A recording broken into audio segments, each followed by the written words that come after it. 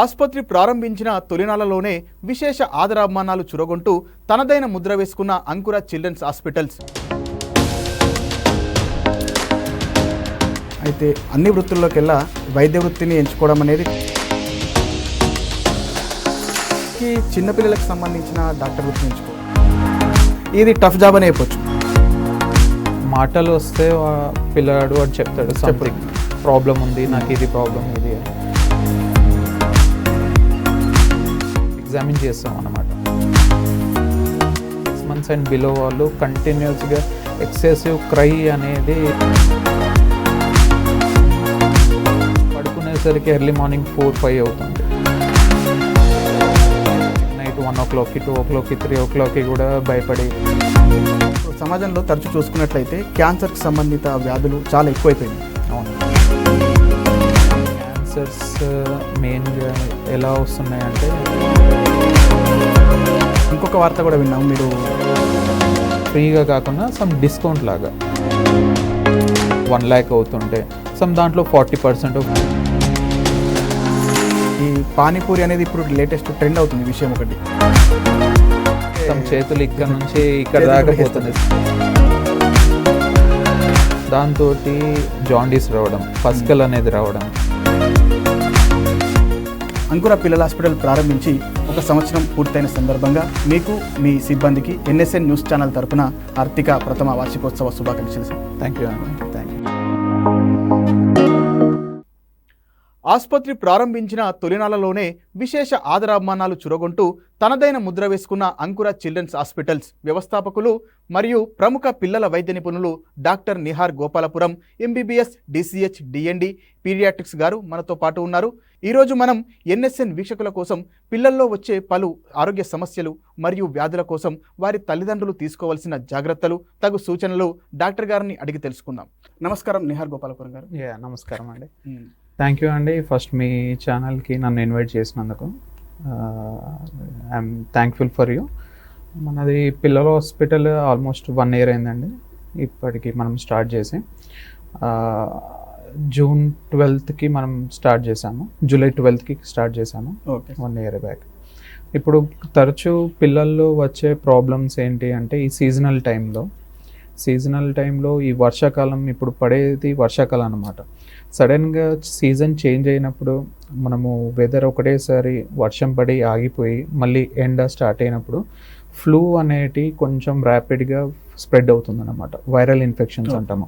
దీంతో కంటామినేషన్ అయ్యి acute GE అంటాము, డయేరియా, వాటరీ డయేరియా కానీ, మెయిన్గా 6 months అండ్ బిలో ఉన్న వాళ్ళకి అక్యూట్ డిసెంట్రీ కానీ, అక్యూట్ డయేరియా కానీ ఇలాంటివి స్టార్ట్ అవుతూ ఉంటాయి.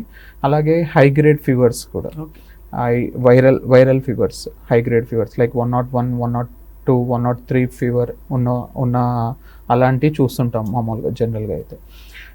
ఇలాంటప్పుడు మనం తగిన జాగ్రత్తలు తీసుకోవాల్సిన జాగ్రత్తలు ఏంటి అంటే, మన ఇంటి చుట్టూ ఉన్న పాట్ హోల్స్ కానీ, చిన్న చిన్న గుంతలు కానీ అలాంటి పూడ్ చేసి వాటర్ అనేది స్టాగ్నెంట్ వాటర్ ఏమీ లేకుండా చూసుకోవాల్సి ఉంటుంది. ఏమవుతుందంటే, స్టాగ్నెంట్ వాటర్ ఒకవేళ ఉంటే మాత్రం మెయిన్గా మస్కిటోస్ అలాంటి బ్రీడింగ్ ప్లేసెస్ లాగా అవుతుంటుంది అన్నమాట. బ్రీడింగ్ అయ్యి ర్యాపిడ్గా స్ప్రెడ్ అవుతూ అవి మనల్ని కుట్టడం వల్ల డెంగ్యూ లాంటి విష జ్వరాలు, వైరల్ ఫీవర్స్ స్టార్ట్ అవుతాయి. డెంగ్యూ కానీ, మన డెంగ్యూ లైక్ ఇల్నెస్ అని ఉంటుంది, చాలా వైరల్ ఫీవర్స్ ఉంటాయి, అవి కూడా చాలా స్ప్రెడ్ అవుతాయి.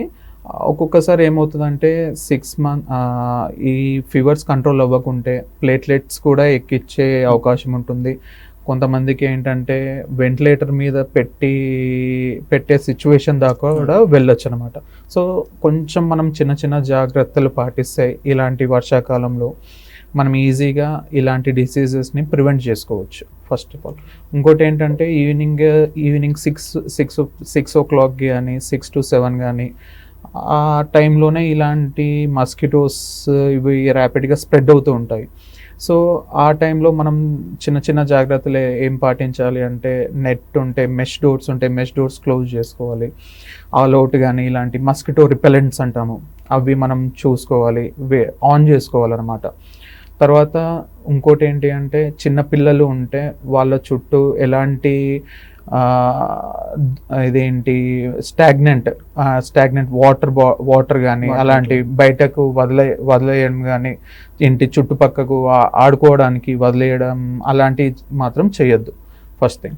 ఇంకోటి ఏంటి, పక్కకి ఏమైనా మోరి కానీ అలాంటివి ఉంటే అది ఫ్రెష్గా స్టాగ్నెంట్ లాగా ఉండొద్దు, నిల్వ ఉండదు, వాటర్ నిల్వ ఉండకుండా చూసుకోవాలి. ఏమన్నా మోరి తట్టడం కానీ ఇలా ఉంటే వెంటనే శుభ్రపరచాలి. ఇలాంటి చిన్న చిన్న జాగ్రత్తలు తీసుకుంటే మోస్ట్లీ ఇలాంటి వైరల్ ఇన్ఫెక్షన్స్ అనేటివి ప్రివెంట్ చేయొచ్చు. అయితే సార్ మీది ఇప్పుడు సిద్దిపేటలో హాస్పిటల్ పెట్టారు కదా, ముందు పలు ప్రాంతాల్లో పనిచేశారు. నేటివ్ ప్లేస్ ఎక్కడ సార్? నాది నేటివ్ ప్లేస్ ఇక్కడనే అండి, గురాలగుంది అని ఉంటుంది. సిద్దిపేట నుంచి నియర్ 10 to 12 kilometers ఉంటుంది. డాడీ వాళ్ళ ఊరు. సో చిన్నప్పుడు డాడీ కూడా అక్కడనే చదువుకున్నాడు. సో సెటిల్డ్ మాత్రం ఇక్కడ అనమాట. డాడీ కంప్లీట్ అయ్యాక జాబ్ వచ్చాక డాడీ కూడా deputy paramedical officer government retired అయ్యారు. ఇక్కడనే సెటిల్ అయ్యాడు అనమాట సిద్దిపేట. ఫాదర్ కూడా మెడికల్ ఫీల్డ్. అలా నాకు కూడా కొంచెం మెడికల్ అనేది కొంచెం మెడిసిన్ ముందు నుంచి మోటివేషన్ లాగా అయ్యి మెడికల్ సైడ్ డివేట్. సార్ తరచూ ఇప్పుడు చూస్తూనే ఉన్నాం, ప్రజెంట్ మనము ప్రతిరోజు న్యూస్లోనే చూస్తూనే ఉన్నాము. ఫుడ్ సేఫ్టీ అధికారులు కావచ్చు, వీళ్ళు రెస్టారెంట్ల పైన, హోటల్స్ పైన కానీ, ఈ వీధి వ్యాపారుల పైన కానీ తరచూ దాడులు చేసి అక్కడ సరిగా వాళ్ళు పాటించడం లేదు, నాణ్యత పాటించడం లేదని చెప్పేసి చూస్తున్నాం. ముఖ్యంగా చూసుకున్నట్లయితే చిన్నపిల్లల్లో ఈ బయట జంక్ ఫుడ్ కు చాలా మంది అలవాటు పడుతున్నారు ప్రజెంట్ సమాజంలో. చిన్నపిల్లలు బాగా అలవాటు పడుతున్నారు కాబట్టి ఇట్లా పిల్లలకు ఈ వీటిని ప్రివెంట్ చేయడానికి, అంటే వాళ్ళను తినకుండా వేరే వాళ్ళకి ఏ విధంగా అలవాటు చేయాలి బయట ఫుడ్ ను మానేయడానికి? బయట ఫుడ్ ఇది చాలా తల్లిదండ్రులు ఫేస్ చేసే, ప్రజెంట్ జనరేషన్లో ఫేస్ చేసే సిచ్యువేషన్ అండి. ఏంటంటే మనము జంక్ ఫుడ్ అనేది కంప్లీట్గా మనం అవాయిడ్ చేయాలి. ఫస్ట్ ఆఫ్ ఆల్ మనము ఏదో వీకెండ్కి సరదాగా వెళ్ళి వాళ్ళకు బర్గరు, పిజ్జాను అలా అలవాటు చేస్తే వాళ్ళు చిన్నప్పుడే అలవాటు అవుతుంది కాబట్టి ర్యాపిడ్గా పెద్దగైనాక దానికి అలవాటు అయిపోయి మన ఇంట్లో ఆహారం అనేది అసలు తీసుకోరు అనమాట. ఫస్ట్ థింగ్ ఏంటంటే మనం కంట్రోల్ చేయాలి first. As a parents we have to control them అనమాట. ఇంకోటి ఏంటంటే ఎప్పుడో ఒకసారి, నెలకు ఒకసారి 2 సార్లు అయితే అది కూడా గుడ్ రెస్టారెంట్, రోడ్ సైడ్ కాకుండా గుడ్ రెస్టారెంట్, మనకు కొంచెం జెన్యూన్గా అనిపించే సిటీలో ఉన్న జెన్యూన్ రెస్టారెంట్కి వెళ్ళి తినిపిస్తే ఓకే. ఎప్పుడో ఒకసారి అంటే ఓకే, కానీ ఎవ్రీ వీకెండ్, సాటర్డే, సండే వాళ్ళ పేరెంట్స్కి వీలైనప్పుడు పిల్లల్ని కూడా వాళ్ళతోటి తినమని ప్రోత్సహించడం మాత్రం ఇది కరెక్ట్ కాదండి. ఎందుకంటే దీంతో చాలా లోపాలు, అంటే మనకు అన్హెల్తీ ఇష్యూస్ వస్తాయి హెల్త్ పరంగా. ఏంటి అంటే ఒబీస్ అవుతారు ఫస్ట్ ఆఫ్ ఆల్. ఏంటి, జంక్ ఫుడ్ తినడం వల్ల హెల్తీ ఫ్యాట్స్ కాకుండా అన్హెల్తీ ఫ్యాట్స్ అనేది పిల్లలు తీసుకోవడం వల్ల చాలా తొందరగా ఏంటి ఒబెసిటీ వస్తుంది, ఊబకాయం వస్తుంది చిన్నపిల్లల్లో. ఇప్పుడు చాలా మందికి చూస్తుంటాము కరెక్ట్గా ఇలాంటి పిల్లలు బయట ఫుడ్కి అలవాటయ్యి అన్హెల్తీ ఫుడ్ తినడం వల్ల, జంక్ ఫుడ్ తినడం వల్ల ఒబీస్ అయ్యి దాంతో జువెనైల్ డయాబెటీస్ అంటాము, అది వస్తుందండి. తర్వాత బీపీ, షుగర్స్ ఇలాంటి అన్నీ ఎఫెక్ట్ అయితే మెటబాలిక్ డిసీజెస్ అన్నీ స్టార్ట్ అవుతాయి. సో మనం కంట్రోల్ చేస్తూ పిల్లల్ని healthy food like green leafy vegetables కానీ, సలాడ్స్ కానీ, హోమ్ మేడ్ ఫుడ్స్ కానీ, హెల్తీ ఫుడ్స్ అలవాటు చేసేందుకు ప్రయత్నించాలి. ఓకే సార్, అయితే ముందుగా క్వశ్చన్ అడుగుదాం అనుకున్నాం. మీరు ఈ ప్రాక్టీస్ మొదలుపెట్టి ఎంతకాలం అవుతుంది సార్? నేను నాది డిప్లొమా ఇన్ చైల్డ్ హెల్త్ 2017లో కంప్లీట్ అయిందండి. ఓకే. అక్కడ నుంచి వచ్చాక హైదరాబాద్లో ఆదిత్య హాస్పిటల్ బొగ్గులగుంటలో 1.5 year యాజ్ ఎ కన్సల్టెంట్ చేశాను.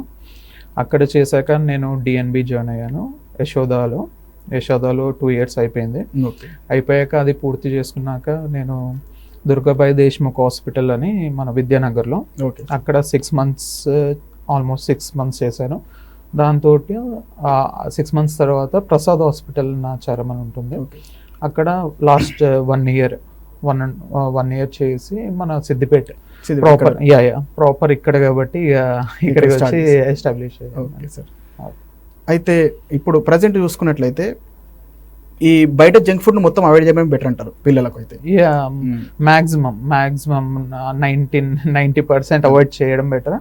అప్పుడప్పుడు ఇంట్లో అలాంటిది ఏమన్నా చిప్స్ అవేవో కావాలి అనుకుంటే మనం ఇంట్లోనే వాళ్ళకి ప్రిపేర్ చేసి ఇస్తే కొంచెం వాళ్ళకు సాటిస్ఫై అవుతుంది, వాళ్ళు కూడా సాటిస్ఫై అవుతారు కాబట్టి అన్హెల్తీ ఫుడ్ అనేది వెళ్ళదు వాళ్ళకు. అయితే ఇప్పుడు సమాజంలో తరచూ చూసుకున్నట్లయితే క్యాన్సర్కి సంబంధిత వ్యాధులు చాలా ఎక్కువైపోయినాయి. అవును, చాలా మందిలో ఎక్కువైపోయినాయి. పిల్లల్లో కావచ్చు, పెద్దల్లో కావచ్చు, ఎవరికైనా కానీ క్యాన్సర్ అటాక్ అయ్యే అవకాశాలు ఎక్కువగా ఉన్నాయి. దీని కొరకు ఇప్పుడు తల్లిదండ్రులకు, పిల్లలకు పట్ల ఇవి కూడా బయట మన అలవాట్ల వల్ల కావచ్చు, మన జీవన విధానాల వల్ల కావచ్చు, ఈ క్యాన్సర్ కారకాలు అనేటివి మన మనుషుల్లో ఎక్కువ కావడం జరుగుతుంది. వీటి గురించి తల్లిదండ్రులు ఎటువంటి జాగ్రత్తలు తీసుకుంటే పిల్లలకు రేపు ఫ్యూచర్ జనరేషన్ బాగుంటుంది? ఫస్ట్ ఏంటంటే క్యాన్సర్స్ మెయిన్గా ఎలా వస్తున్నాయంటే బయట మనం ఫుడ్ తినే కలరెంట్స్ అంటాము, కలర్ యూజ్ చేస్తారు. ఇప్పుడు రోడ్ సైడ్ మనము మిర్చి బండి కానీ లైక్ మంచూరియా, చైనీస్ ఫుడ్ సెంటర్కి వెళ్తే కామన్ కలరెంట్స్ అనేది చాలా కామన్గా అవుతుంది. ఆరెంజ్ కలర్ లో వాడు వేస్తూ ఉంటాడు. ఆ కలరెంట్స్ అనేది క్యాన్సర్ కి కారణం అని ఫస్ట్ ఆఫ్ ఆల్ గుర్తుంచుకోవాలండి అందరూ. ఫస్ట్ ఏంటంటే ఆ కలరెన్స్ తోటి మనము ఒక్కసారి తింటే ఏం కాదు కావచ్చు, కానీ కంటిన్యూస్గా రిపీటెడ్గా అలాగే తినుకుంటూ వెళ్తే క్యాన్సర్ సెల్స్ అనేది మన బాడీలో పుట్టుకొచ్చి మన హోల్ ఇమ్యూనిటీ సిస్టమ్నే డ్యామేజ్ చేసి క్యాన్సర్ సెల్స్ అనేది ప్రొడ్యూస్ అవుతుంటాయి. సో మెయిన్గా చిన్నపిల్లలకి మనం బ్లడ్ క్యాన్సర్స్ చూస్తుంటాము. బ్లడ్ క్యాన్సర్స్ చిన్నపిల్లలు మెయిన్గా ఎఫెక్ట్ అవుతుంటుంది. డిఫరెంట్ క్యాన్సర్స్ కూడా ఉంటాయి. దాంట్లో మనం చిన్నపిల్లలకి మెయిన్గా బ్లడ్ సెల్ క్యాన్సర్స్ అనేది ఉంటాయి. అది ఓన్లీ ఫుడ్ వల్లనే కాదు, జెనెటిక్ ఇష్యూస్ కూడా ఉంటాయి. జెనెటిక్ దానివల్ల కూడా ఉంటాయి. స్పొరాడిక్ అంటాము, ఇడియోపతిక్ అంటాము, అంటే రీజన్ అనేది ఉండదు, సడన్గా వచ్చేస్తుంటాయి. ఫుడ్ కూడా one of the colourants, one of the cause కాబట్టి మనం చాలా జాగ్రత్త పడాలి. పిల్లలు, తల్లిదండ్రులు మాత్రం చాలా జాగ్రత్త పడాలి. ఓకే సార్, అయితే ఇంకొక క్వశ్చన్ కూడా అడుగుదాం అనుకున్నాం. అయితే అన్ని వృత్తుల్లోకెల్లా వైద్య వృత్తిని ఎంచుకోవడం అనేది ఒక గొప్ప విషయమైనా చెప్పొచ్చు. అందులోకి చిన్నపిల్లలకు సంబంధించిన డాక్టర్ వృత్తిని ఎంచుకోవడం, ఎందుకంటే నార్మల్గా మనం నార్మల్ పర్సన్ చూసుకున్నట్లయితే ఇప్పుడు మనకు జ్వరం వచ్చినా, తలనొప్పి వచ్చినా, ఇంకేదొచ్చినా డాక్టర్ దగ్గరకు పోయి మనం వివరించగలుగుతాం, సార్ మాకు ఈ ప్రాబ్లం ఉంది, ఇట్లా తలనొప్పి ఉంది అని చెప్పేసి చెప్పగలుగుతాం. అదే చిన్నపిల్లలకైతే ఎటువంటి ఎమోషన్ ఉండదు, ఏడవడం తప్పించి వాళ్ళకి ఏది తెలియదు. ఆకలైనా ఏడుస్తారు, ఏ ప్రాబ్లం ఉన్నా కూడా ఏడవడం తప్పించి వేరే ఎమోషన్ ఉండదు. కాబట్టి ఇది టఫ్ జాబ్ అని చెప్పొచ్చు. అది గుర్తుపట్టి మీరు తీసుకొచ్చిన పాపను గుర్తుపట్టి ఏ ప్రాబ్లం ఉంది అని తెలుసుకోవడం అనేది టఫ్ జాబ్ అని చెప్పొచ్చు. ఇది మీరు ఏ విధంగా దాన్ని తెలుసుకోగలుగుతున్నారు? అంటే ఇది మనకు మంచి ప్రశ్న అండి. అయితే మాటలు వస్తే పిల్లాడు వాడు చెప్తాడు సంథింగ్ ప్రాబ్లం ఉంది, నాకు ఇది ప్రాబ్లం ఇది అని. మాటలు లేని వాళ్ళకి ఏంటి అంటే జనరల్గా మనము అన్ని సిస్టమ్స్ అబ్జర్వ్ చేస్తాం అనమాట. కడుపు నొప్పి ఉంటే కడుపు నొప్పి ఎగ్జామిన్ చేస్తాం అనమాట. ఇయర్, చెవులో జనరల్గా 6 months అండ్ బిలో వాళ్ళు కంటిన్యూస్గా ఎక్సెసివ్ క్రై అనేది వస్తుంటుందండి. మెయిన్గా 2 months 3 months పిల్లలకి ఇది వస్తూ ఉంటుంది. కొలికి పెయిన్ అంటాం మనం, పొట్టలో గ్యాస్ నిండడం వల్ల మెయిన్గా 90% పిల్లలకి ఇలాంటి సిచ్యువేషన్స్ ఫేస్ అవుతుంటాయి, తల్లిదండ్రులకి ఫేస్ అవుతుంటాయి. వాడు ఈవినింగ్ 6-7 o'clockకి స్టార్ట్ చేస్తే క్రయింగ్ అనేది వాడు పడుకునేసరికి ఎర్లీ మార్నింగ్ 4-5 అవుతుంది. అప్పటి వరకు కంటిన్యూస్గా క్రై చేస్తూనే ఉంటాడు. వాళ్ళకి అర్థం కాదు, తల్లిదండ్రులకి ఫస్ట్ అర్థం కాదు ఏమవుతుంది అనేది.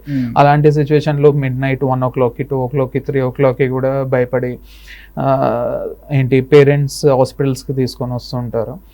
ఇదేంటి అంటే కడుపులో గ్యాస్, కొలికి పెయిన్ అంటాము, అది ఒకటి ఉంటుంది. ఇన్ఫెక్షన్స్ అయ్యే ఛాన్సెస్ ఉంటుంది, మెయిన్గా ఇయర్ ఇన్ఫెక్షన్స్. కోల్డ్ అయ్యి బాబుకి కానీ పాపకు కానీ కోల్డ్ అవ్వడం వల్ల చెవు టింపానిక్ మెంబ్రేన్ అంటాము ఇయర్లో, అది ఉబ్బడం వల్ల ఇయర్ పెయిన్ వచ్చే ఛాన్సెస్ ఉంటుంది. దానివల్ల పిల్లలు ఏడుస్తూ ఉంటారు. సో దానికి మనం తగ్గట్టు మనం మందులు కానీ, గ్యాస్కి కానీ మందులు కానీ, ఇయర్ డ్రాప్స్ కానీ అవన్నీ ఇస్తే కొంచెం కంట్రోల్ అయ్యే సిచ్యువేషన్ ఉంటుంది. అయితే సార్ మరి ఇంకొక వార్త కూడా విన్నాము, మీరు పీడియాట్రిక్ సర్జరీలు పేగు సంబంధిత అవును, వ్యాధులకు సంబంధించి సర్జరీలు చేశారని విన్నాము. అయితే ఇంతవరకు ఎన్ని సర్జరీలు చేశారు? ఆల్మోస్ట్ 10 దాకా చేపించామండి మనము.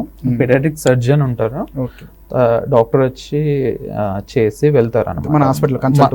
అవునవును. అయితే ఇప్పుడు మొన్న రీసెంట్గా 9 నెలల అబ్బాయికి చేశాను అనమాట. ఇంటూ ససెప్షన్ అని కేసు వచ్చింది ఒకటి, అంటే పెద్ద పేగు లోపలికి చిన్న పేగు వెళ్ళడం.